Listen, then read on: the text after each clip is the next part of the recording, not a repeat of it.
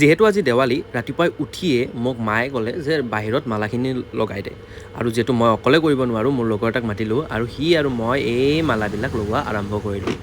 মালা লগোৱা প্ৰায় আমি 12টা বজাতে ষ্টাৰ্ট কৰিছিলোঁ আৰু গধূলি প্ৰায় 6টামান বজাতহে আমাৰ শেষ হৈ গ'ল জানেনে।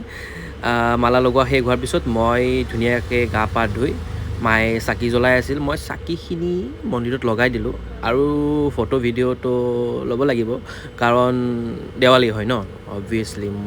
আৰু যিহেতু মই ভাবিছিলোঁ যে মই ব্লগটো আপলোড কৰিম বা মিনি ব্লগ এটা দিম সেইকাৰণে মই ভণ্টিক ক'লোঁ যে দুটামান ক্লিপ ৰাখি দিবৰ কাৰণে।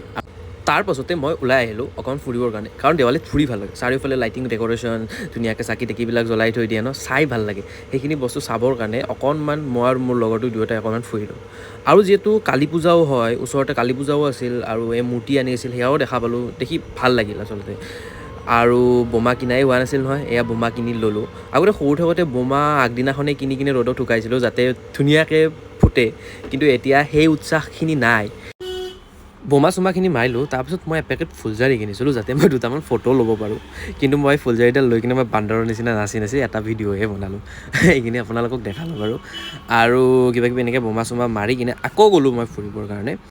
আমাৰ ওচৰতে এঘৰত ইমান ধুনীয়াকৈ সজাইছিলে, মানে বহুত ধুনীয়া লাগিছিলে আৰু সেইকাৰণে ভাবিলোঁ দুটামান তাত ফটো উঠিলোঁ আৰু দুটামান ক্লিপ ল'লোঁ যাতে মই এইখিনি আপোনালোককো দেখাব পাৰোঁ। তাতে বুট প্ৰসাদ খালোঁ আৰু তাৰপিছত মোৰ মনটোৱে কিন্তু একাপ চাহ খাওঁহে কৰি আছিল আৰু 10টা বজাত আমি হোটেলত সোমাই একাপ চাহ খালোঁ আৰু এই চাহকাপ খাই যিটো শান্তি ফিল কৰিছোঁ নক'ব আৰু তাৰ পাছতে মই ঘৰলৈকে গুচি আহিলোঁ।